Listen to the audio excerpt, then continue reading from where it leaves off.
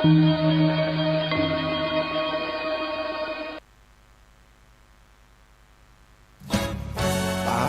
เป็นทีมสถานีธรรมะออนไลน์ขอเชิญติดตามชมรายการธรรมสากัจฉา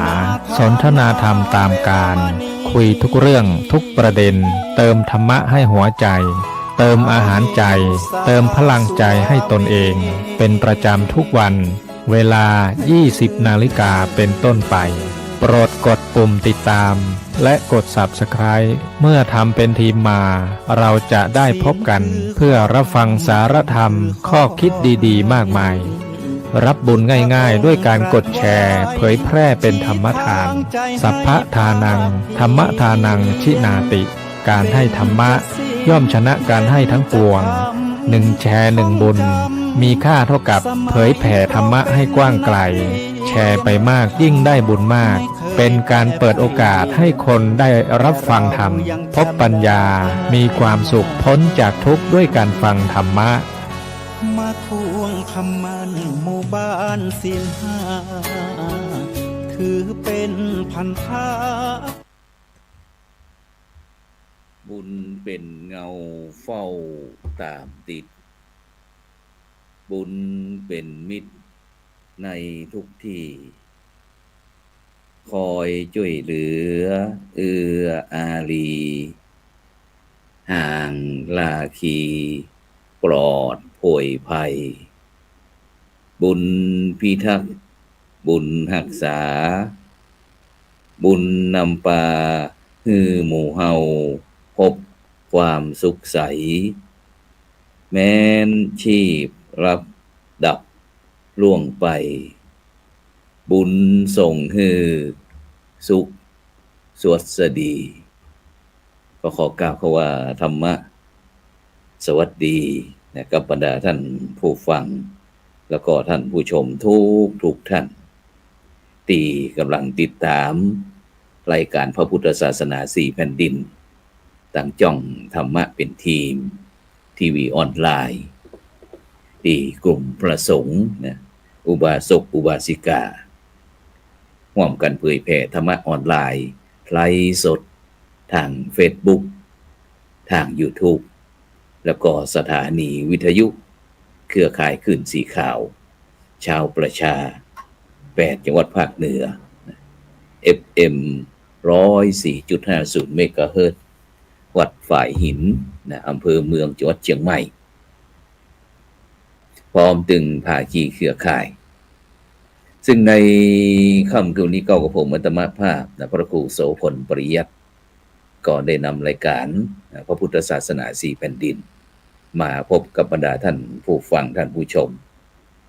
ในทำกลางพายุคัด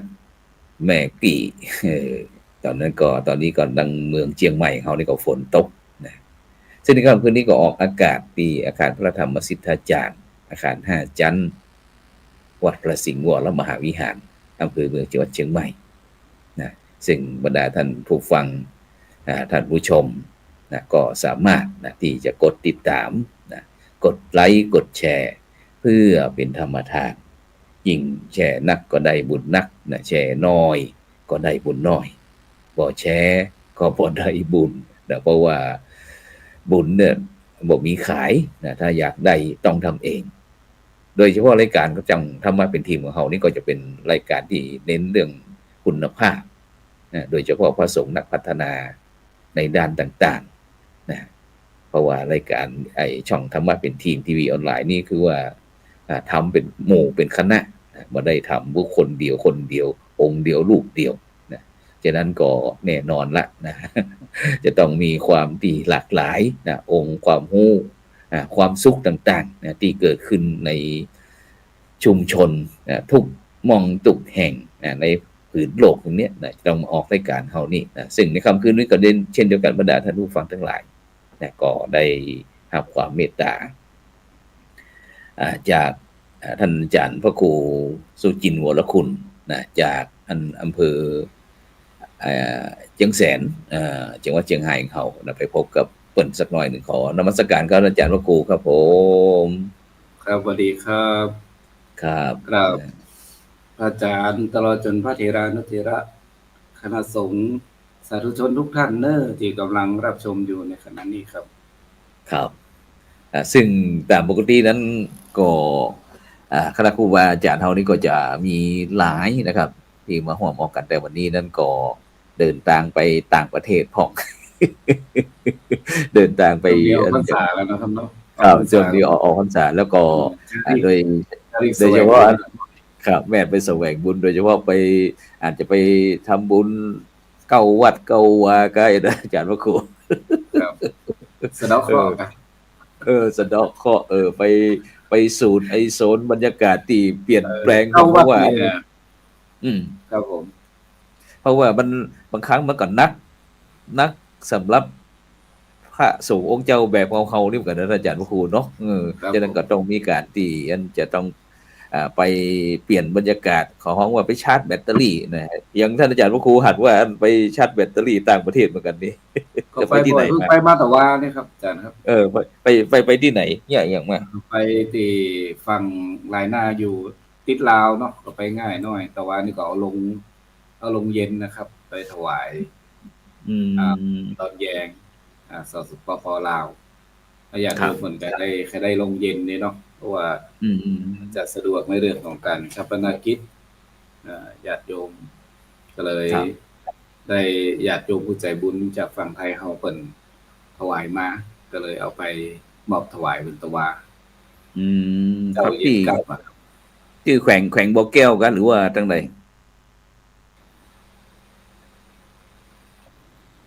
ที่แขวงบ่อแก้วอาจารย์ข้ามไปน้อยเดียวมันปีเมืองนอกเขาใกล้ๆเนี่ยครับไปไกลครับสะดวกไปมาง่ายใช้เวลาแค่วันเดียวไปปิกข้ามไปอันแม่น้ำของนั่นเนาะข้ามแม่น้ำของก็จะถึงแล้วเนาะครับใช้เวลาแค่15นาทีครับ15นาทีครับผมบ่ฮู้ว่าอันบรรยากาศตั้งพี่น้องตั้งลาวเฮาได้รับผลกระทบจากอันพายุในช่วงนี้ก็ครับอาจารย์ครูทั้งปุ้นช่วงนี้พอๆกับไทยครับเพราะว่าอย่างพายุที่มาล่าสุดนี่ก็หมอกบ่หายบ่ดีบ่ถึงลาวเหนือส่วนมากก็จะพุ่นอยู่ภาคกลางลาวภาคกลางมาเหมือนบ้านเฮาเนาะครับแล้วก็เดินต่อมาจากกัมพูชาพอมาถึงนั้นเข้ามาถึงทางเหนือไปก็บ่มีแล้วครับ เป็นปลายฝนแล้วล่ะถ้าลาวที่โดนแท้ๆในกระไทยจะโดนลาวภาคกลางเนาะทางหลวงภาคกลางเนี่ยติดตังเขมรพุ่นอีเนาะติดตังเขมรบนศรีสะเกษนะครับไปเขมรนะครับซึ่งประเทศไทยเฮาก็หลายหลากกันนะครับทั้งอีสานแล้วก็ภาคกลางเนาะฝนตกน้ำท่วมแต่ตั้งเหนือเขาบ่ฮู้ว่าอันน้ำโขงตั้งเหนือเขานี่มันนองกว่าครับท่านอาจารย์ตอนนี้ขึ้นครับอาจารย์ครับขึ้นแล้วน้ำขึ้นไม่ได้หมายความว่าเกิดจากฝนตกอย่างเดี๋ยวนี้น้ำโขงเขานี่ขึ้นลงอยู่กับประเทศจีนเปิดปล่อยเขื่อนพอเปิดแล้วถ้าประเทศไทยเฮาฝนตกหลายนี่นะนอกจากประเทศไทยเฮาฝนตกหนักเนี่ยน้ำในสาขาประเทศไทยอย่างเช่นน้ำกกน้ำอิงเนี่ยอย่างมาสมทบน้ำใสน้อยๆต่างๆน้ำปักน้ำทาน้ำยุงของลาวลงมาสมทบนะน้ำจะขึ้นครับแต่ระยะนี้พระเทาน้ำบาลาครับแต่ว่าน้ำที่มาเนี่ยก็จะเป็นลักษณะของจีนเป็นปล่อยน้ำเขื่อนลงมาน้ำก็จะขึ้นลงเดี๋ยวนี้น้ำขึ้นน้ำลงบ่ได้เกี่ยวกับฝนตกละบ่ได้ฝนตกแล้วแต่เขาจะปล่อยแล้วจีนผลิตไฟฟ้าอีเนาะครับบางทีเพิ่นก็น้ำเพิ่นไหลลงไปมันก็ปล่อยลงมาครับแล้วก็เขื่อนมันเยอะเนาะเป็น6-7แห่งเพิ่นกั้นน้ำไว้ก็ถือว่าเป็นประโยชน์ของเพิ่นแต่ว่าเดี๋ยวนี้ก็ยังคือในเรื่องของแม่น้ำโขงนี่ก็มีสภาพที่เปลี่ยนไปจากเดิมที่มันเคยเป็นครับก็คือแถวดอนใจของเขาตอนนี้ฝนยังตกอยู่นะครับอาจารย์เนาะอันเข้านากันหรือยังเกี่ยวเข้าเดี๋ยวนี้เริ่มเกี่ยวแล้วอาจารย์ครับแต่ว่าเข้านาไปเดียวนี่มันก็เร็วขึ้นเนาะไปเดียวนี่เพิ่น ขายไซโลอย่างนั้นบ่ต้องมีปัญหาเรื่องความชื้นในอย่างมันแต่ก่อนขายเข้าไซโลเพิ่นก็เอาไปรีดความชื้นเองในก็ใจเครื่องเกี่ยวป๊อบก็ส่งเข้าไซโลเพิ่นก็ไปรีดความชื้นเอง เอาเข้าไปอบพี่น้องบ่ต้องไปตากแดดเป็นก้อนแล้วเนาะเดี๋ยวนี้มันก็จะเหลือเฉพาะเข้าที่ญาติโยมเพิ่นเอามาไว้กินอ๋อครับเก็บไว้กินพ้องอย่างนี้อันนี้ก็ต้องมาตากแดดเองจะเข้าที่ขายเนี่ยฉะนั้นก็วิถีชีวิตของพี่น้องเจ้าบ้านของเฮาโดยเฉพาะพี่น้องกันไตลื้อของเฮาที่อันดอนใจตะข้ามของเฮาเนี่ยเปลี่ยนแปลงไปก่อนอาจารย์เนี่ยอันวิถีชีวิตเก่าๆเปลี่ยนไปก่อนก็เดี๋ยวนี้เนี่ยถ้าอู้ถึงการเกษตรนะครับก็ขึ้นลงอาจารย์ครับเพราะเกษตรยุคใหม่เนี่ยมันก็ตามใบสั่งเช่นเปิดต้องการพริกเนาะเปิดก็มาจ้างอย่าไอ้เกษตรกรให้ปลูกพริกกันเพื่อต้องการพริกเนอะช่วงนี้นะปลูกพริกจากเกษตรกรก็มาปลูกพริกกันขายนะครับช่วงใดปลูกถั่วไร้ญาติเนาะถั่วเปิดห้องถั่วไร้ญาติถั่วแขกที่ไหนถั่วไร้ญาติช่วยขยายนะมันไร้ญาติจะได้ช่วยขยายหน่อยเรื่องไร้ญาติเนี่ยถั่วแขกที่มันมีกำหนดเก็บจานมันโตมาเซ็น2 เซ็นก็ขายไปได้แล้วเพราะนักเกษตรกรเนี่ยจะต้องเฝ้าสวนนั่นนะต้องเก็บทุกเช้าทุกเย็นนะครับเพราะนั่นเนี่ยบ่ได้ไปงานญาติพี่น้องอย่างครับเพิ่นก็เลยข้องถั่วไร้ญาติโอ้จริงๆก็ถั่วแขกครับครับเขาสวนเขามีเวลาไปหาญาติพี่น้องน่ะก็เลยประคบกันไปนะช่วงนั้นนะครับเลยเขาก็เลยห้องกระทัวไร่ญาติก็เลยเป็นมีใบสั่งมาช่วงนี้ก็จะเป็นอัญชันครับอาจารย์ครับอัญชันดอกอัญชันสีม่วงอ๋อครับเปิ้นต้องเนี่ยจะได้เนี่ยเป็นกลางโลกกลางงานเลยกะเปิ้นเนี่ยจะได้เป็นเกษตรม่วงอาจารย์ม่วงกินได้เฮานี่กะหัวกินได้เฮานี่ก็แต่ก่อนเฮาปลูกไอ้หยังก็ปลูกผักขึ้นนี่อย่างนี้เนาะทีนี้คนเฒ่าคนแก่เพิ่นมาตื่นเช้ามารับแสงอาทิตย์เก็บดอกอัญชันกันมีความสุขขนาดคนเฒ่าคนแก่เดียวนะนอกจากจะได้เบี้ยยังชีพนะยังได้ตังค์ขายดอกอัญชันเลยเดือนนี้นะครับตอนนี้มีออเดอร์สั่งซื้อเยอะครับเราเก็บมาราคานี่ดีอยู่เนาะอาจารย์เนาะอันดีครับดีกว่าเข้าดีกว่าเข้าครับกิโลนึง100 บาททำกิโลนึงไปถึง6 บาทเนี่ยพี่เนี่ยเข้าเนี่ยดอกอัญชันเลยอย่างแหมครับอันนี้ก็ตามออเดอร์ตอนนี้ออเดอร์เข้านี่จะเป็นดอกอัญชันบางทีก็เป็นเขือมืดเนาะกระเจี๊ยบมอนครับจะหมุนเวียนเปลี่ยนถ่ายไปเองครับแต่ว่าลักๆแล้วสีดอนชัยเนี่ยเกษตรส่วนมากก็จะเป็นเนี่ยนาครับเนี่ยให้นาครับผมเนี่ยให้เนี่ยนาเนี่ยสวนเนี่ยเข้าเนี่ยให้พริกนี่เนาะจัดหลายแกนครับอันน่ะฉะนั้นอาจารย์ครับไอ้วิถีชีวิตของพี่น้องเจ้าบ้านโดยเฉพาะเป็นพี่น้องไตลื้อของเขานี่ก็มีการเปลี่ยนแปลงไปจัดหลายครับนี่พอจากทั้งอาจารย์อูดแล้วนะครับครับผมเดี๋ยวนี้วิถีชีวิตก็เปลี่ยนแปลงไปตามยุคตามสมัยเนาะครับเนาะเพราะว่าความเป็นอยู่ยุคปัจจุบันเนี่ยก็ต้องรวดเร็วอะครับแต่ก่อนนี้ไทยลื่นจะเป็นคนที่ขยันตื่นได้เช้าครับตี 5 ตี 4 ตี 5ก็มาละวัดนะมาเข้าครับส่งเข้าส่งเข้าเองปั่นปอนเองทุกเจ้าลูกหลานตี 4 ตี 5ขนาดนั้นคนเดียวครับวิถีชีวิตของเปิ้นส่งซะเข้าเนาะบ้านเฮาเนี่ยคนเมืองเฮาคนไทยโยนเฮาเนี่ยปกติเปิ้นจะลามไปเก็บเนาะลามไปเก็บหลังจากตู้เจ้าเปิ้นออกบิณฑบาตตอนเจ้าลามก็ไปเก็บเพนเนาะแต่ไตลื้อนี่เปิดส่งรอบเดียวนะครับเปิดส่งตั้งแต่ตี 4 ตี 5เนี่ยมาส่งเข้าที่วัดแล้วก็เสร็จเรียบร้อยแล้วก็จะไปย้ายนากันไปทำงานกันแต่เจ้านะครับครับผมโอ้ฉะนั้นก็หมายความว่าเกิดการเปลี่ยนแปลงอย่างหนักกว่านะครับเนาะ ครับ เรื่ ผ อง ม อัน ตอนนี้ก็มีการตื่นมาควายกันห้องก็ยังบ่เหมือนแต่ก่อนละแต่ก่อนเนี่ยนะไอ้เนี่ยให้ย่านางกับลูกพระเจ้า ครับ อันนี้ก็ครับก็ลูกควายกันห้องเดียวลูกใหม่ อืมเดี๋ยวก่อนเด้อว่าจะเฮือนโดยเฉพาะท่านอาจารย์ครับ อันเฮาจะอันเรื่องอันอะไรก็อันออกพรรษาเนาะออกพรรษาหยี่เป็งแล้วก่อนจะหยี่เป็งปีนี้อันเรื่องกฐินกฐิน โดยเฉพาะตะกี้ผมได้อาจารย์ว่าอันมันเกิดการเปลี่ยนแปลง โดยเฉพาะอันไอประเพณีโดยเฉพาะของพี่น้องไตลื้อของเขาเนี่ยโดยเฉพาะอันที่ ครับ ทุกปีนะอาจารย์เนาะที่อันที่วัดอันอะไรก็ดอนใจตาข้ามเนาะเป็นจะได้พวกครับปีนี้ ปีนี้ออกพรรษาแล้วเขาก็มีงานกฐินเนี่ยอาจารย์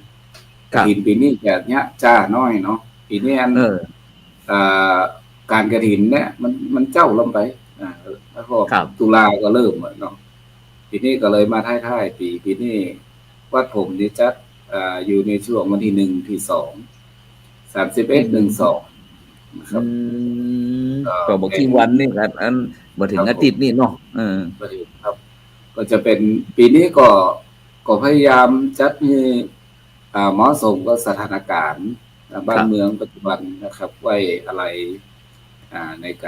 การเสด็จสวรรคตของสมเด็จพระนางเจ้าสิริกิติ์นะครับก็สอบลงไปเยอะๆครับก็จะเป็น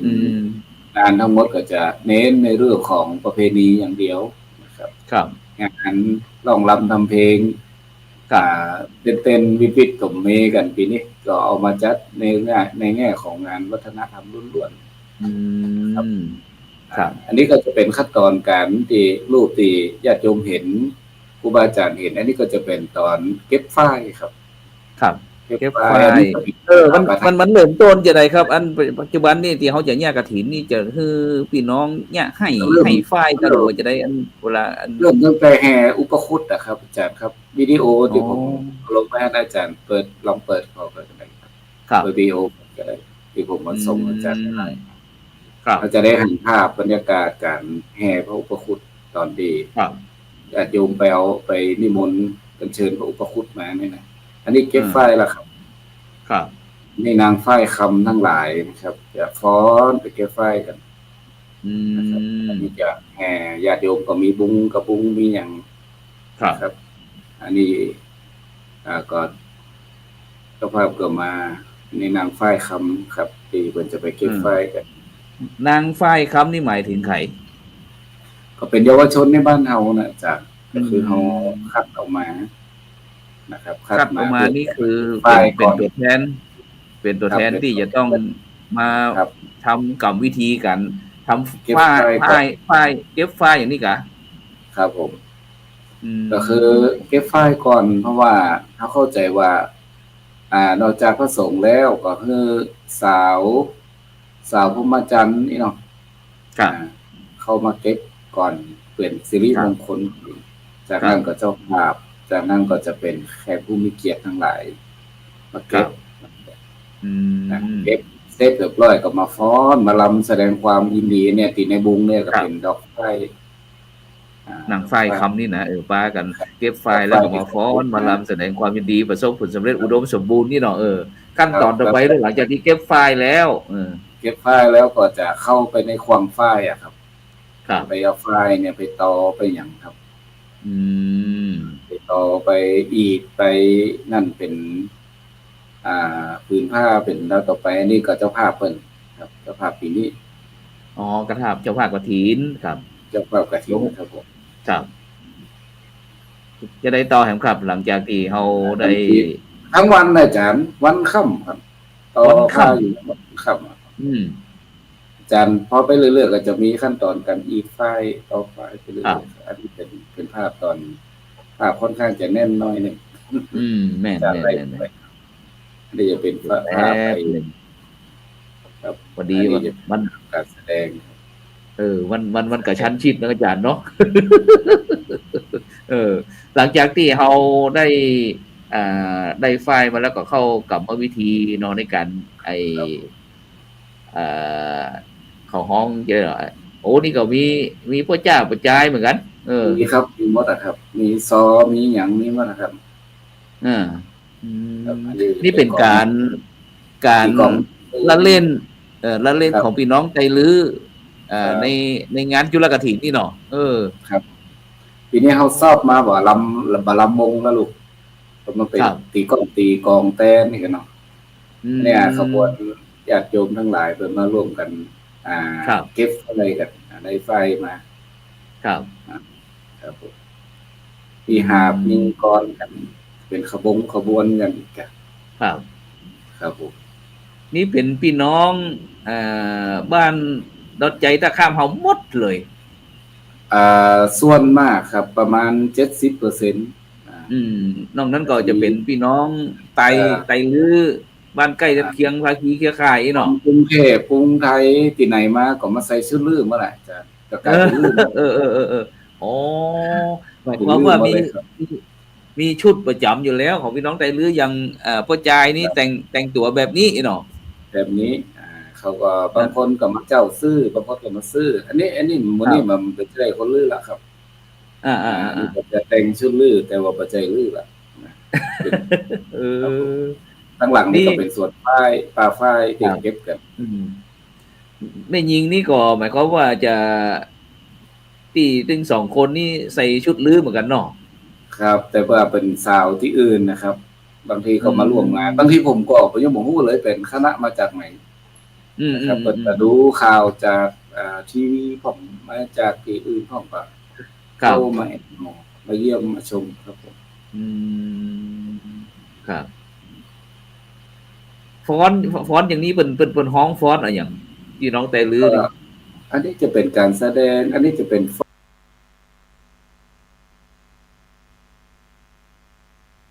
อนโคมอาจารย์ครับแล้วแต่ว่าเยาวชนก็จะฮักมาฟ้อนครับหมายความว่าการนอกใจที่จะใจบุญสุนทานแล้วก็ยังฮักการละเล่นกันม่วนนี่เนาะมีการฟ้อนกันว่าวัดเนี่ยมันเป็นการสืบทอดมรดกโดยที่คนเหนือเฮาเนี่ยอาจารย์วัดจะเป็นศูนย์กลางของทุกอย่างเพราะฉะนั้นนอกจากวัดจะเป็นจุดเผยแผ่ธรรมะสอนญาติโยมในเรื่องของการถือศีลนะครับในการเจริญสมาธิภาวนาแล้ววัดก็เป็นจุดศูนย์กลางส่วนหนึ่งตีเนี่ยคือการสืบทอดทางมรดกเนี่ยทางด้านวัฒนธรรมเนี่ยมันสืบเนื่องจากรุ่นต่อรุ่นเพราะว่าวัดเอาจัดกิจกรรมปุ๊บวัฒนธรรมอย่างต่างๆก็จะอยู่ในหันหมดเลยเพราะว่าการเล่นการจัดดอกไม้การซักการจักการสารการแปลงตุ้งแปลงจ่อนอกจากนั้นมันจะอยู่หันหมดเปียกบุ้งอย่างที่เฮาอ่านเนี่ยก็คือเครื่องสาร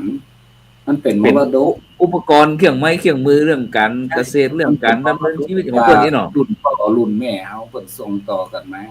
ถ้าเฮาเหมามาจัดอีเนี่ยจะเปลี่ยนเป็นกล้วยนั่นหมดแล้วนะเป็นกล้วยพลาสติกหมดแล้วนะมันก็กล้วยพลาสติกครับผมดั้งแค่อย่างเงี้ยคันนะอย่างเงี้ยจะก็คือโคมอย่างเงี้ยก็เป็นทำจากไม้ไผ่นะครับซึ่งเป็นการสืบทอดมรดกเป็นสิ้นดื้ออย่างต่างๆเนี่ยเพราะฉะนั้นวัดเขาเป็นศูนย์กลางในการที่จะนำเอามรดกทางวัฒนธรรมมาไว้แล้วก็มีเวทีเขาได้แสดงออกครับเมื่อเขามีเวทีแสดงออกปุ๊บมรดกเราเนี่ยก็จะส่งต่อกันเป็นรุ่นแม่รุ่นหลานประเภทติ๊กแต่ถ้าเขาจัดงานอย่างเงี้ยต่อไปมันก็จะหายละก็จะเริ่มสูญหายร้ายหมดไปเพราะว่ามันมีเวทีแสดงคนก็บ่อนุรักษ์เนาะอย่างเฮาปล่อยโคมปล่อยจิว่าวหุ้มว่าวควันอะไรอย่างกันเนาะม่วนจิบอกไฟดอกคือเราเนี่ยเป็นมรดกทั้งหมดนะครับเป็นการสืบทอดกันจากรุ่นต่อรุ่นจริงนี่ก่อนตะกี้ได้ยินท่านอาจารย์ได้อู้ถึงเรื่องมรดก มรดกของมรดกตกทอดนะครับ ซึ่งโดยเฉพาะนอกจากที่จะมีที่วัดดอนใจของเขาแล้วเนี่ยครับ อันยังมรดกเองยังอยู่พิพิธภัณฑ์อาจารย์ครับ พิพิธภัณฑ์เนี่ยอาจารย์ผมว่ามันเป็นมรดกที่เปิดห้องมรดกวางไว้ ครับ มรดกบ่อดินมรดกที่เฮาเอาไปวางล่าไว้ ครับ ซึ่งถามว่ามันสำคัญก็สำคัญ แต่ว่าเด็กยุคใหม่เนี่ยเข้าถึงยากครับ เขาบอกไปพอเก่าแต่เด็กยุคใหม่เขาจะดูผ่านโซเชียลเด็กยุคใหม่เขาจะดูจากการนำเสนอนะครับ ออกมา แล้วก็เดี๋ยวนี้เขาจะต้องนำเสนอออกมาจากเขาไปวางไว้พิพิธภัณฑ์เพราะนั้นมรดกเหล่านี้ถ้ามันเป็นมรดกที่วางไว้ในพิพิธภัณฑ์เขาจะเนี่ยจะได้เมื่อมรดกเหล่านี้ออกมาจับต้องได้อย่างสิ้นลายผ้าสิ้นเนี่ยอาจารย์หันถ้าเขาไปเก็บไว้ในพิพิธภัณฑ์ก็จะอยู่ในพิพิธภัณฑ์นั้นแต่เขาเอาลายเหล่านี้ออกมาต่อเอามาต่อมาใส่ที่เขาหันอาจจะเอาไปยิบไปปั๊บเป็นสลีตีนอนเป็นมอนเป็นมุ้งเป็นใช้อื่นๆนะครับตอนนี้ก็พยายามในชุมชนก็พยายามจะปรับเป็นอย่างอื่นบ้างละโดยเฉพาะจากใช้ผ้าสิ้นอย่างเดียวเป็นโซฟาแบบนี้นะครับเป็นกระเป๋าแบบนี้นะครับนะครับเราเนี้ยมันจะเป็นทั้งถ้าเป็นฝรั่งหรือว่าเป็นคนต่างชาติเนี่ยเขาก็ไม่กล้ามานุ่งอย่างนี้ทั้งหมดอ๋อครับผมทำเป็นกระโปรงเป็นอย่างเขาก็เอาไปใส่ได้อย่างเงี้ยครับครับฉะนั้นก็หมายความว่าในปัจจุบันนี้ชุมชนของพี่น้องไตลือสีดอนใจท่าข้ามเขานี่ก็ยังมีการผลิตเครื่องอุปกรณ์เครื่องใจเครื่องสอยเครื่องนุ่งห่มนี่อยู่นะครับเนาะครับผมยังทอผ้ากันเกือบทุกหลังคาครับผมอันนี้เป็นช่วงทอกฐินนะอาจารย์เนี่ยอันนี้ทอผ้ากฐินใช้กี่ลายตัวครับแม่บ้านต้องทอกันทั้งวันนั่งทอกันเนี่ยครับได้ประมาณสักวาหนึ่งก็ตัดออกมาแล้วก็เอาไปยิบประกอบเป็นจีวรเป็นสบงเป็นสังฆาทิครับจากนั้นก็เอาไปต้มเนี่ยเอาไปต้มมือมันของฝ้ายมันออกก่อนเอามาต้มเนี่ยย่อมมาติดจ้ะอ๋อครับผมแล้วเวลาเขาต้มเนี่ยเดี๋ยวนี้เขาใจสีอย่างไรครับอาจารย์ครับสีที่มันย้อมผ้าอันจีวรสีย้อมฝาดเนี่ยอาจารย์ครับจริงๆถามว่าสีเคมีมีครับแต่ปีวัดตอนที่เขาย้อมผ้าจีวรถวายพระเนี่ยจะใช้สีธรรมชาติใช้สีย้อมฝาดเนี่ยครับครับฉะนั้นก่อนวันนั้นนี่เขาว่าจุดไฮไลท์นี่อยู่ที่จุลกฐินที่วัดศรีดลใจท่าข้ามเขาเนี่ยครับน้องครับก็หลายวัดอยู่ครับที่ประจัดแต่ส่วนมากก็จะเป็นกฐินธรรมดาเป็นห้องกฐินสามัคคีแต่ถามว่าถ้าเป็นงานมหาบุญจุลกฐินผมใช้คำว่ามหาบุญก็ถือว่าเป็นบุญใหญ่นะครับ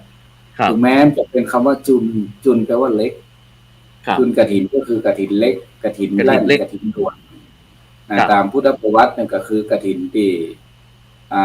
วัดใดที่บ่ได้รับกฐินนี่เนาะชาวบ้านก็มาทำกฐินนี่เสร็จภายในวันนั้นแล้วก็รีบไปถวายพระที่ท่านออกพรรษาแต่ว่าเขามาจุนตัวนั้นเอามาทำเป็นกฐินด่วนกฐินแรกของเราก็คือทอให้เสร็จภายใน1 วันโดยใจคณะสถาสาธุชนเนี่ยไปช่วยกันทอช่วยกันแปะนะครับใจคนเป็นจำนวนนักเลยครับอาจารย์เนาะนักครับเนี่ยแม่นหมดครับอันนี้ยีดอันนี้ดึงไฟนะครับเอาไฟไปดึงเป็นเส้นนะครับได้เยอะครับอันนี้แม่นหมดครับประมาณอย่างที่ปั่นนี้มันเป็นประจำที่วัดหรือว่าของเจ้าบ้านเพิ่นเอามาครับจองเครื่องไม้เครื่องมือมันเอามาหอมกันวันนั้นเอามาตัวกันของไผแต่มันนั่งปั่นมาเอาลูกบ้านมาครับลูกบ้านมาอ๋อหมายความว่าอันที่ดอนใจท่าข้ามเขานี่สีดอนใจท่าข้ามทุกหลังคาจะต้องมีขอห้องอีกทีต้องมีเป็นห้องอุปกรณ์จำเป็นเลยจะต้องแปลงเองทำเป็นนะครับ ตัวนี้เป็นห้องอย่างครับอาจารย์ครับตีตัวปั่นนี่เป็นห้องอย่างไรบ้านห้องนี้ ปั่นฝ้ายเนี่ยอาจารย์ เครื่องปั่นฝ้ายผมปั่นฝ้ายครับเนี่ยเขาว่าปั่นฝ้ายก็คือ ดึงฝ้ายที่เฮาม้วนแล้วเนี่ยมันเป็นเส้น ครับ อันนี้เจ้าภาพครับก็คือดึงมาได้ครับกับไอ้กำเมาเตะท่าได้ครับ ครับ ทำไม่เป็ อ๋ น อหมายความว่าเปิ้น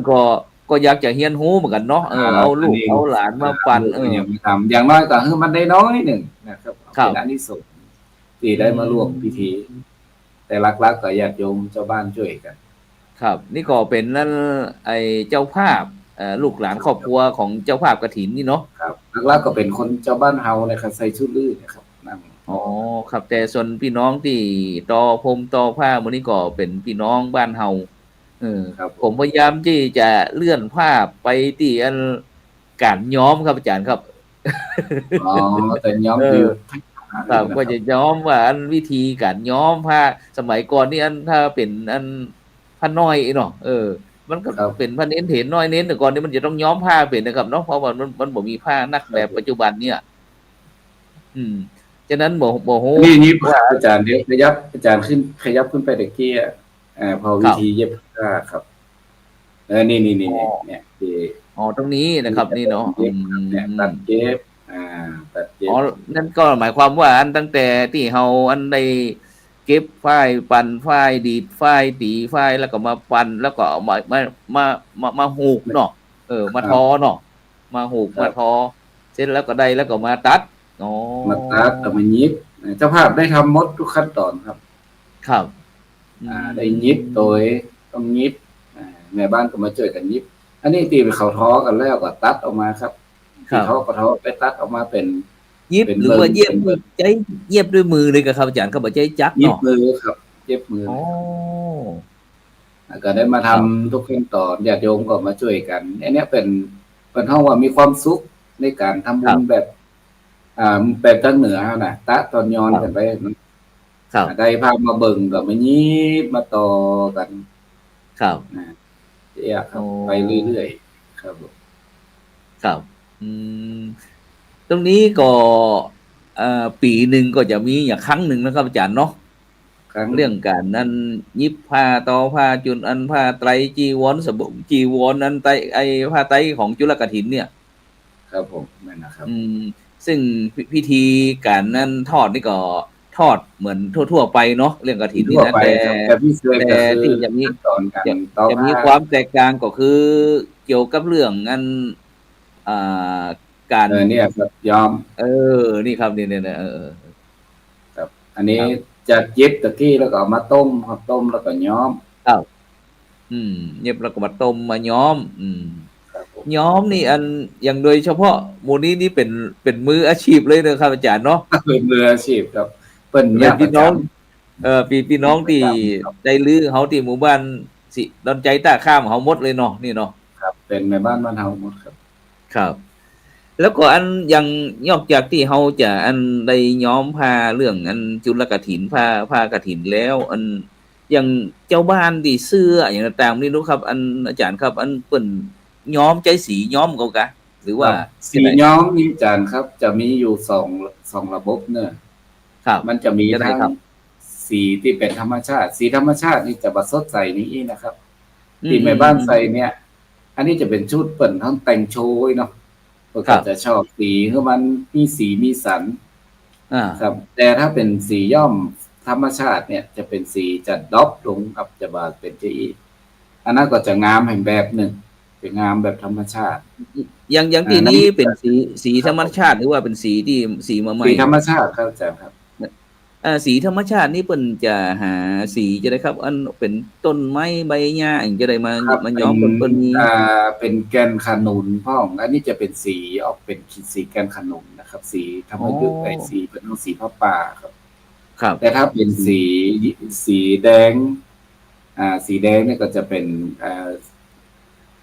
จะเป็นในขมิ้นอย่างต่างๆขมิ้นเป็นแกนขนุนเนี่ยแกนขนุนเนี่ยผมก็เข้าใจว่าเป็นสีจีอันนี้มันใช่นะครับสีแกนขนุนจะเป็นสีแดงอย่างเอาเนี่ยเป็นห้องว่าสีแดงสีเหลืองส้ม นะครับมันมีหลายสีมากอันต้องถามในบ้าน เขาบอกใครเข้าใจได้เรื่องสีย้อมนี่นะมีสปะครับเปิดจะหู้เปิดจะมีสูตรของเปิดเนาะเอาอันนี้ใส่อันนี้เอามาเป็นสีนี้เอานี่อันนี้ใส่นี่เอาเป็นสีนี้ครับแต่ก็ใจบางสารเคมีบางอย่างใส่ครับเพื่อให้สีทนถ้าจะไปไอธรรมชาติโมดเนี่ยสีมันจะล้วนครับต้องมันล้วนจะมีเคล็ดลับของเปิดจากนั้นก็หมายความว่ามันจะต้องมีการจดลิขสิทธิ์กับครับอาจารย์ครับอันเรื่องสีอย่างต่างๆวันนี้ที่เราจดอาจารย์ครับไอ้มาก็สอนครับบ้านสอนกันหมายความว่าถ่ายทอดสดดิบๆเหมือนกับอันก็มีศึกษาดูงานสอนลูกสอนหลานนี่เนาะครับวันนี้ก็มีมาครับเป็นคณะศิลปศาสตร์จากมหาวิทยาลัยธรรมศาสตร์ก็มาศึกษาดูงาน50 คนครับที่ว่าแกครับผมก็บรรยายครับแกบรรยายเสร็จก็ไปร่วมพิธีสอบนักธรรมในช่วงบ่ายครับ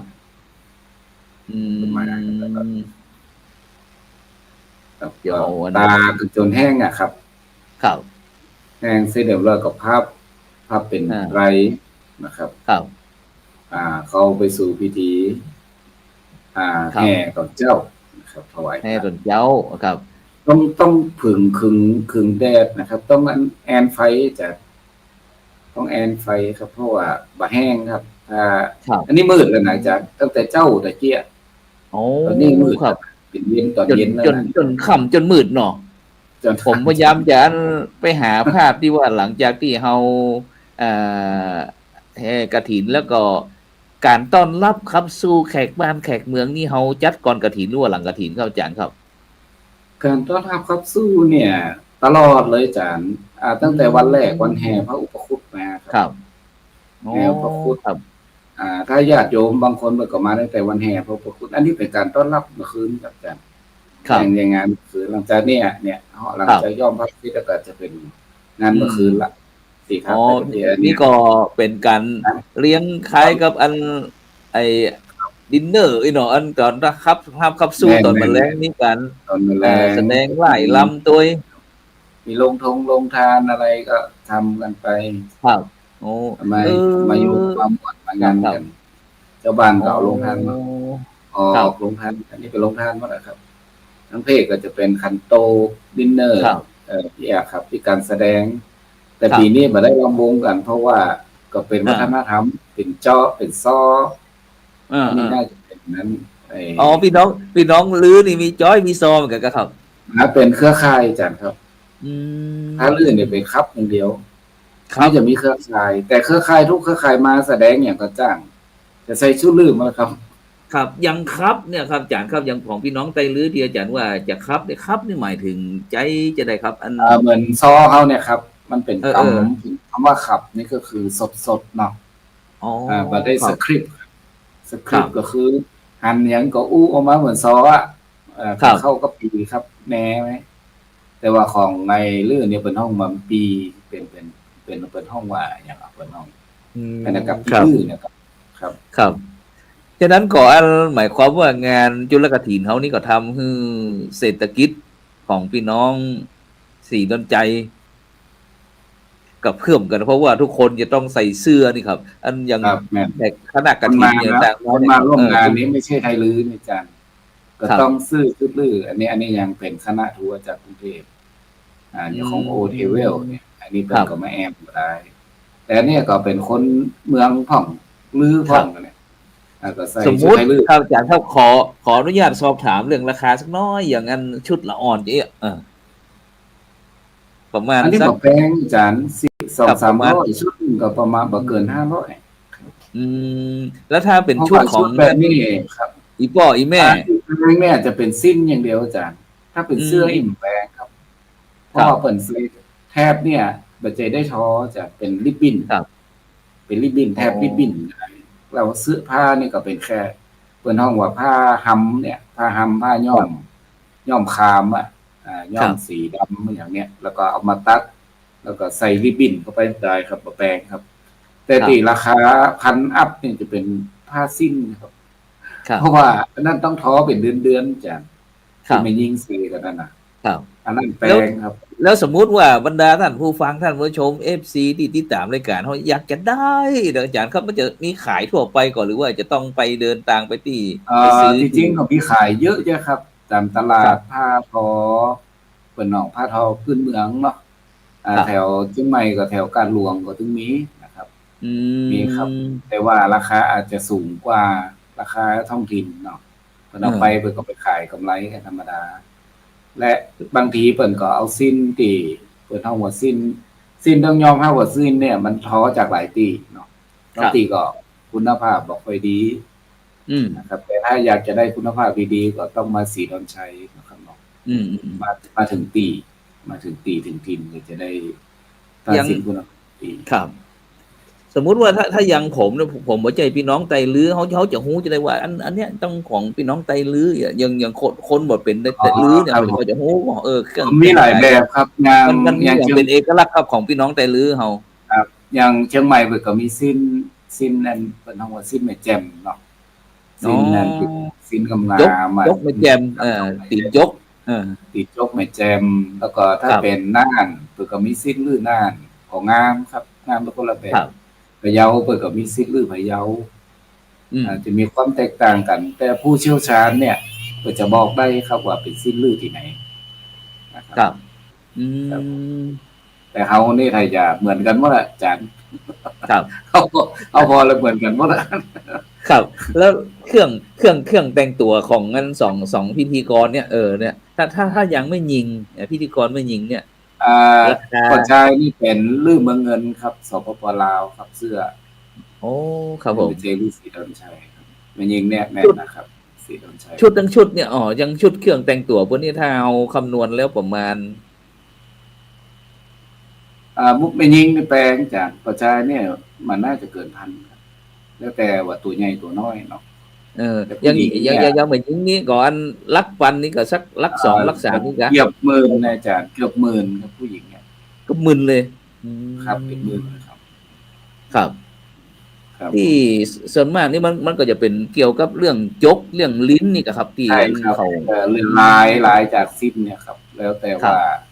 ความละเอียดของลายสิ้น เพราะว่าบางคนที่ ครับ เปิ่นว่าเขาใจเรื่องลายสิ้น เปิ่น ครับ อาหารใส่กระแป้งเนาะโอ้ยอย่ามาขายแป้งแต่แป้งมาแต่ถ้า ครับ เปิ่นไปดูลักษณะของการตอของชาวบ้านเนี่ย ครับ จะดูจาก รับรองว่าทุกคนบอกปฏิเสธว่าแป้งเนี่ยนอนเลยไหมครับเขาว่ามันทำยากกันนะเนาะทำยากครับต้องตอกันหมดวันหมดคืนครับว่าจะได้ โดย มา เฉพาะต่อด้วยมือนะอาจารย์บอกมันเหมือนใจเทคโนโลยีใจเครื่อง ครับ สมัย นใจเขาโรงงาน ใหม่เลยเนาะ ที่เขาโรงงานเปิ้นก็มีครับ แต่ว่ามันก็บ่แพงเนาะธรรมดา แล้วก็เปิ้นก็ใช้ผ้าทุเลผ้าอย่างนี้นะฮะ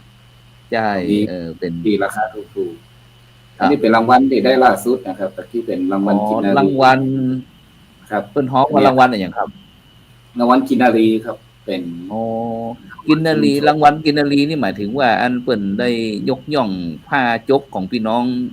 สีดอนใจเฮาอี เรื่ เนาะ ของสิ่งแวดล้อมเลยจ้ะอนุรักษ์สิ่ง สิ่งแว แว ด ด ล้ ล้ อ อ ม มอะไรด้วยนะครับ ครับ ได้มาสองตัวแล้วครับ ทั้งกินนารี ครับ สีเงินกินนารีสีเขียวเหลือ ครับ กระทองเดี๋ยวจะต้องไปเอาทองมาอยู่ อืม ได้รางวัลสีทองอันนี้ก็แสดงว่ายอดเยี่ยม รางวัลโลกสีเขียว หมายความว่าสิ่งแวดล้อมในชุมชนในหมู่บ้านของเฮา ครับ จะต้อง มีการดูแลสิ่งแวดล้อมอะไรอย่างต่าง ครับ ๆรวมทั้งหมดครับไม่ได้ดูเฉพาะ สาธุ ในการอย่างเดียวได้ดูสิ่งแวดล้อม ครับ ที่อยู่ก็ไปรอบของหมู่บ้าน อาการใจวัสดุอุปกรณ์ที่ ครับ อนุรักษ์ธรรมชาติ อืม พระอาจารย์จะสังเกตว่าจะใช้เครื่องจักรสานหรือสุนัข ครับ แล้วที่อันดังภาพนี่ดูครับอาจารย์ครับนี่เป็นการแสดงของพี่น้องไตหรือแสดงอะไร อันนี้เป็นนั่นเครือข่ายครับอาจารย์ครับ อันนี้เป็น เครือ สล้อ ข่าย ครับ อ๋อเป็นสล้อทอซิงดนตรีพื้นบ้านพื้นเมืองเขานี่เนาะ ของร้านนา ของล้านนาของเรา รวมกัน นี่สองแม่ลูกนี่อันนี้ก็เป็น นี่เป็น ไตลื้อครับสุดไทย เป็น ลื้อ ไต เรา ลือ เพราะว่าเครื่องประดับไตลื้อเนี่ยจะเป็นใจส่วนมากจะใจเงินครับ เป็นตีนปั๊บผมเป็น ใจเงินเป็นเงินแทบสมัยก่อนอีเนาะ ครับผม สมมุติว่ายังปิ่นปักผมที่ของอันหนูเนี่ยอาจารย์ครับ ที่ชุมชนเฮามีขายก็มีครับผมมีครับอืแต่มส่วนมากก็สั่งแต่งเชียงใหม่อย่างมากคนจะมีช่างเกี่ยวกับเครื่องกันอ๋อช่างที่เปิ้นทั่วไปตีครับเปิ้นผลิตอีเนาะกับช่างในหมู่บ้านนี่บ่มีแล้วครับโอ้เคยตอนก่อนเคยมีแต่ว่าบ่ครับมีแล้วครับๆอ๋อหมายความว่าอันช่างที่ตีเครื่องเงินนี่ที่ของพี่น้องดอนใจตะคามเฮานี่บ่มีแล้วบ่มีใครซื้อแล้วเนาะ เขาคนแก่เป็นอันลมหายใจจากไปหายไปตอนนี้จะที่เหลืออยู่มรดกตกทอดที่ของพี่น้องดอนใจตะข้ามเขาสืบทอดมาพี่น้องไตลื้อเขาเนี่ยเหลืออย่างพ่อเข้าอาจารย์ครับมันจะเป็นเรื่องของภาษาอู้จะเป็นเอกลักษณ์ด้วยนะก็จะเหมือนลือจังบ่เหมือนลือบ่เหมือนลือหน้าบ่เหมือนลือจังคเจียงำภาคำพะเยาษาอู้ครับผมจะมีเอกลักษณ์ต่างหรือหากบ้านหินเมืองแป้ครับอันนั้นก็ต่างหากแต่สำเนียงก็เหมือนเชียงใหม่กับเชียงรายเนี่ยอาจารย์อ๋อครับผมอ๋อหรือนี่ยังมีสำเนียงดีอันนี้แหมกำหนึ่งใช่ครับศรีดอนชัยตรงนี้จำสำเนียงของคนต่างหากนะครับศรีดอนชัยเนี่ยก็จะอู้ห้วนเหมือนแป้เนี่ยห้วนถ้าเป็นห้วนคนเมืองก็เหมือนคนแปรอูห้วนอูป่าครับประวัตินะครับก็เหมือนบัวลือจังคครับำลือจังคำก็เหมือนเชียงใหม่เนาะเหมือนครับคนเชียงใหม่อูหวานนะครับอ๋อครับฉะนั้นหมายความว่าพี่น้องไตลื้อนี่ที่มานี่จะแตกต่างกันไปเนาะอาจารย์เนาะแม่นก่อนครับผมที่มาก็แตกต่างเพราะว่าฤาษีดอนชัยนี่มาจากเมืองอูของประเทศลาวครับแต่ก่อนเมืองอูเนี่ยอยู่ภายใต้การปกครองของ12ปันนาประเทศจีนแต่ปัจจุบันนี่อยู่ลาวเหนือครับอยู่ลาวเหนือติดกับเมืองฟู่ของประเทศจีนครับผมไปมาแล้วก็ภาษาเหมือนเดียวกันเลยจ้ะครับแต่ว่าลือตีเมืองอูใต้อูเหนือที่ประเทศลาวเนี่ยเพิ่นบ่มีนะครับ ชุดยังอิ่มเมตรนะจ๊ะถ้าเขาจะไปดูที่ต้นกำเนิดของไต้ลื้อที่ประเทศลาวบ่มีละเนี่ยแต่ว่าชุดเราเนี่ยมาอยู่ที่บ้านเฮาเฮ้ยเดี๋ยวนี้นะบ้านเฮาแบบสืบทอดชุดอย่างไว้จะไปดูต้นกำเนิดไต้ลื้อเปิ้นที่เมืองอูบ่หันละชุดแบบนี้ละครับค่อนข้างจะไปทางโดนกลืนเป็นชุดเป็นลาวหมดละครับทั้งหมดทั้งหมดก็จะเหลือกับภาษาอูแล้วก็วัดยังงามขนาดผมไปหาวัดเวลาผมก็ก๊อปมาใส่วิหารน้อยหนึ่งครับแล้วก็ยังจุลกฐินไตลื้อเขาเนี่ยครับอาจารย์ครับอันอย่างที่เหลือที่ดอนใจตาคามเขาเนี่ยยังทุกปีเนี่ยยังปีหน้านี่จะมีแหมก่อนหรือว่ามีทุกปีครับครั้งที่12นะครับต่อไปปีหน้าจะเป็นครั้งที่23ครับแล้วก่อนถ้าอย่างเจ้าภาพนี่นะครับอาจารย์เฮานี่เป็นพี่น้องเจ้าบ้านเฮาหรือว่ามีพี่น้องจิตที่มีจิตศรัทธาก่อนเนี่ยสมัยผมทำใหม่ๆบ่ได้คำนึงถึงยอดปัจจัยนะครับก่อนเนี่ยคือสัก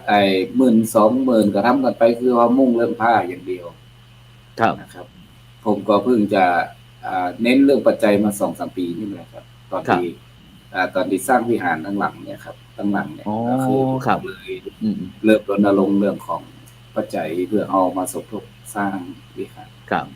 นะครับก็หาเจ้าภาพที่เปิดพอมีกำลังนิดนึงนะครับมาช่วย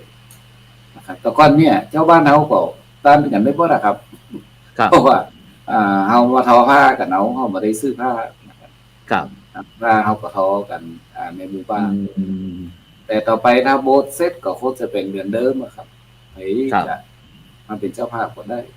แต่ทุกวันนี้ก็ได้เน้นอย่างมากมายนะครับประเทศเน้นเป็นล้านๆใครมีซึ่งก็มีผู้ใหญ่ใจบุญเศรษฐีใจใหญ่อันนี้มาเป็นเจ้าภาพอยู่นะครับยังปีนี้อีกเนาะครับผมเปิ้นก็ได้มาจับจองเป็นเจ้าภาพหรือว่าเปิ้นปีหน้านี้มีเจ้าภาพหรือยังปีหน้าจะมีแล้วครับดีแล้วถ้าปีทัดต่อไปแหมก็เปิ้นก็จะจ้องต่อกันนะครับจ้องต่อครับแต่เจ้าภาพนี่ก็เปลี่ยนไปเรื่อยยังมีเพิ่นปี2ปี3ปีต่อกันประมาณ2ปีซ้อนกว่านี้นะครับโอ้ครับงานก็ยังมี2อย่างนะครับเนาะงานกฐินที่เป็น ลักษณะของกฐินบุญเจ้าภาพกฐินและแหมงานหนึ่งก็คืองานรื่นเริงงานที่เป็นงานแบบทางการงานเป็นรื่นเริงงานที่เป็นทางการเนี่ยเขาจะได้รับสนับสนุนจากอบจ.องค์การบริหารส่วนจังหวัดนะครับอย่างอาจารย์ฮันโลโก้อยู่ต่างๆอยู่บนเวทีอันนี้ก็มาจัดติ่งสีดนใจของเขานะครับเนาะครับเป็นงบสนับสนุนการจัดกิจกรรมที่ส่งเสริมวัฒนธรรม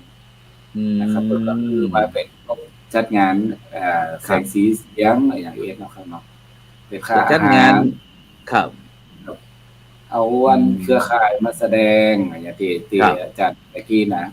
สลอซอซึ้งนี่มาจากไหนนะมีหลายคณะครับจากใจเฉพาะสลอซอซึ้งครับเยอะมากการแสดงกันนะพอกันทั้งคืนนะครับพอทั้งคืนบ่มีซ้ำอีกเนาะครับก็ฟ้อนกันรำกันนะแต่เฉพาะซ้อก็ซ้อขึ้นอัน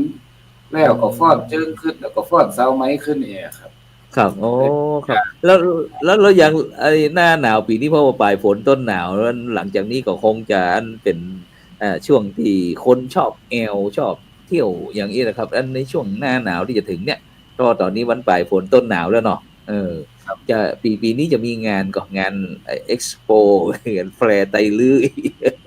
มีครับของผมจะบ่มีเลยจ้ะอันนี้คืองานไฮไลท์ของสีดอนชัยละของครับก็คือจุลกฐินนี้ปีนึงงานประจำปีเนาะครับเป็นงานประจำปีของพี่น้องครับแต่ก็ไม่ได้มีงานเดิมครับเรื่องงานครับฉะนั้นก็หลังจากที่เสร็จงานจุลกฐินแล้วต่อไปก็อย่างพี่น้องได้เดินทางไปจะไปเลาะแคมโขงก็ไปจังแสนไปสามเหลี่ยมทองคำก็อีกแล้วถ้าต้องผ่านเนาะผ่านดอนใจตะข้ามเขาก่อนก็มาแวะได้ครับมาแวะในแอลเยี่ยมเลยหมู่บ้านนอกจากวัดตอนนี้โบสถ์กำลังสร้างใหม่อยู่นะครับแต่ก็ในหมู่บ้านก็จะมีพิพิธภัณฑ์หรือลายคำมีเรือ100 ปีนะครับที่พันครับฉะนั้นก็นิมนต์เลยครับนิมนต์อาจารย์ได้เชิญชวนว่าดอนใจตะข้ามเฮาถนนหนทางเฮาไปจังได๋เฮาถึงจะไปถึงดอนใจตะข้ามเผื่อที่ศรัทธาญาติโยมเพราะเพิ่นชอบครับแอลกันเดี๋ยวนี้ช่วงฝนหลังจากปลายฝนต้นหนาวแล้วต้องท่องเที่ยวแน่นอนครับผมใช่ครับก็เจริญพรครูบาอาจารย์ครับที่ชมรายการที่อยู่นะครับไม่ว่าจะเป็นพระมหาเถระนุเถระนะครับถ้าได้มาเชียงของเข้ามาถึงเชียงไฮ้นะครับก็มาแวะได้ครับวัดตะข้ามสิใช้ติดกับถนนสายถึงเชียงของก็หาบ่ยากครับหาพิกัดแค่พิมพ์ไปว่าวัดตะข้ามสีดอนชัยก็ป้าละครับแล้วก็ถ้าญาติโยมจะมาเอาไว้ซื้อสินค้าโอท็อปจะเป็นผ้าทอในตู้อย่างที่ว่าตะกี้นะก็มีทั้งผ้าสงฆ์มีทั้งผ้าคลุมใดย่ามที่เป็นย่ามลื้อนะครับแล้วก็มีพวกผ้าคลุมที่เป็นผ้าคลุมผ้าทอนะครับแล้วก็จะมีเกี่ยวกับผ้าไตรก็มีครับผ้าไตรเนี่ยแต่ว่าไม่ได้ทอขายแต่ว่าถ้าครูบาอาจารย์จะสั่งนะครับเป็นผ้าฝ้ายนี่นะถ้าฝ้ายอย่างนี้ก็สั่งได้ครับสั่งทำได้แม่บ้านก็จะทอขึ้นนะครับแต่ว่าใช้เวลาน้อยนึงประมาณต้นเดือนนะครับโอ้ถ้าอยากเดือนครูบาอาจารย์เนี่ยยังหลวงพ่อครูบาบุญจุ่มเขาก็เคยทำถวายนะครับโอ้ครับผมหมายความว่าจีวรแล้วก็ผ้าคลุมที่หลวงปู่ครูบาบุญจุ่มใส่นั่นก็คือเป็นสีมีพี่น้องใจหรือสีดอนใจเขาเนี่ยเนาะเคยไปถวายครับแต่ว่าบ่ได้ทั้งหมดครับทีนี้ครูบาเพิ่นก็ใส่สีเหลืองเนาะแล้วก็เป็นจะใส่สีกั๊กดำครับครับอาจารย์นั้นพระครูสุจินต์วรคุณเขาจะต้องนอกจากที่เขาจะเป็นนั่นภูมิปัญญาท้องถิ่นที่ได้นำคณะศรัทธาญาติโยมอนุรักษ์ประเพณีจารีตประเพณีภูมิปัญญาต่างๆของพี่น้องไตลื้อแล้วก็โดยเฉพาะอาจารย์เพิ่นก็จะเป็นผู้อำนวยการผู้จัดการเนาะโรงเรียนเนาะเป็นผู้อำนวยการโรงเรียนครับเป็นโรงเรียนปริยัติธรรมแผนกสามัญศึกษานะครับอย่างอาจารย์พระครูโสพลเหมือนกันครับที่ก็ทำดูแลเยาวชนนอกเป็นห้องวันนอกกรอบที่พูดง่ายๆก็คือทางเลือกสำหรับเยาวชนที่ด้อยโอกาสนะครับบางทีเนี่ยตกจากโรงเรียนข้างนอกนะครับเช่นบ่มีผู้ปกครองดูแลหรือ อืม คล้ายๆกับว่าไร้สัญชาติไร้รัฐ นี้ ไร้สัญชาติไร้โอกาสนี่เนาะอยู่ประเทศไทยอะแต่ว่าครับ ผู้ปกครองยังบ่มีสัญชาติยังเตื้อยบ่ได้ห้ามได้เรียนอยู่นอกกรอบบ่ได้ห้ามสิทธิขั้นพื้นฐานบ่ได้ มาดูเรื่องการศึกษานะครับถือว่าเป็นสิทธิของเยาวชนบ่ว่าชาติใดศาสนาใดนะครับต้องได้รับการศึกษาเพราะฉะนั้นก็ดูแลนะครับเอามาเข้า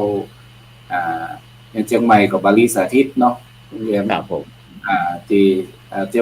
ยงรายก็มีเสาเอลงครับ ทุกอำเภอสามารถที่จะเอาลูกหลานมาบวช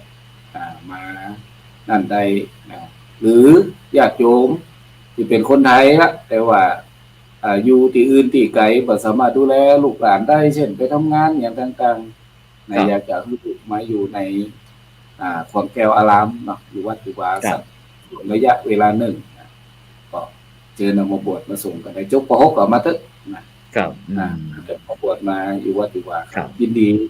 ด้วยการดูแลลูกวัดฝากเบอร์โทรศัพท์ไว้ตัว0889755699อันนี้เป็น0889755699ครับประสานเรื่องแอลสีดอนชัยก็ประสานเข้ามาเบอร์นี้ได้ครูบาอาจารย์อยากมาจวนเพนแถวสีดอนชัยก็โทรหาได้ครับครับผมครับ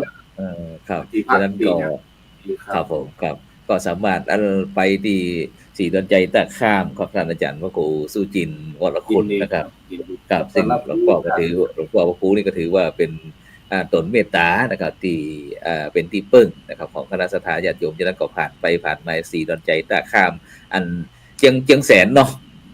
เจียงของครับเจียงของอำเภอเจียงของนะครับถึงจะไปเลาะแคมป์โขงก็จะไปทัศนศึกษาเดียวเจียงของเจียงแสนวันนี้ก็สามารถที่จะโถไปน้องว่าเป็นทางธรรมชาติเลาะน้ำโขงครับท่องเที่ยวเส้นทางธรรมชาติหรือว่าจะข้ามไปแคมป์โขงสักหน่อยก็พอได้อยู่เนาะจะแคมป์ฟ้าไปเอวทางแคมป์โขงสักหน่อยก็พอได้เนาะใช่ครับรถแถวต่างประเทศครับแถวต่างประเทศก็ได้เป็นสะพานมิตรภาพแล้วแต่จะไป2 วัน 3 คืน3 วัน 2 คืนกะอีเนาะไปกลับกะอีเนาะแล้วก็อู้กันนอกรอบเนาะครับเนาะเพราะว่าวันนี้เวลาหมดเวลาครับต้องกราบขอบพระคุณครับท่านอาจารย์พระครูสุจินต์วรคุณครับที่ได้เมตตามาอู้จากับเรื่องงานประเพณียุบลักฐินนะครับของพี่น้องไตลื้อนะครับปีที่ผ่านมาแล้วก็นอกจากนั้นก็เรื่องได้ถ่ายทอดเรื่องภูมิปัญญาเรื่องการทอผ้าเรื่องการแสดงอย่างต่างๆของพี่น้องไตลื้อเพื่อที่จะสืบสานอนุรักษ์จารีตประเพณีพื้นบ้านล้านนาของเขาเพราะว่าคนล้านนาของเขาเนี่ยมันมีหลายกล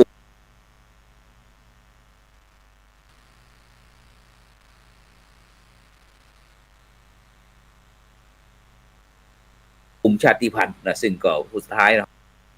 เขาก็จะมาเป็นพี่น้องไทยในปัจจุบันเนี่ยเป็นพี่น้องไทยหรือว่าพี่น้องแต่ก่อนในของไทย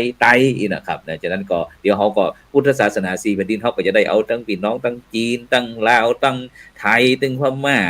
ทั้งอันละไอ้พุทธทะลุปู่โป่งไปอันที่จะไปถึงนั่นเวียดนามพุ่นก่อนเนาะนะครับฉะนั้นก็ขอบคุณอนุโมทนานะครับเพราะว่าเวลาหมดเวลานะครับนำรายการจากบรรดาท่านผู้ฟังไปก่อนนะครับรับฝันดีมีเงินใจไร้โลคาพยาธิไม่เจ็บไม่จดร่ำรวยทุกผู้คนสำหรับในคำคืนนี้ขอกล่าวคำว่าสาธุ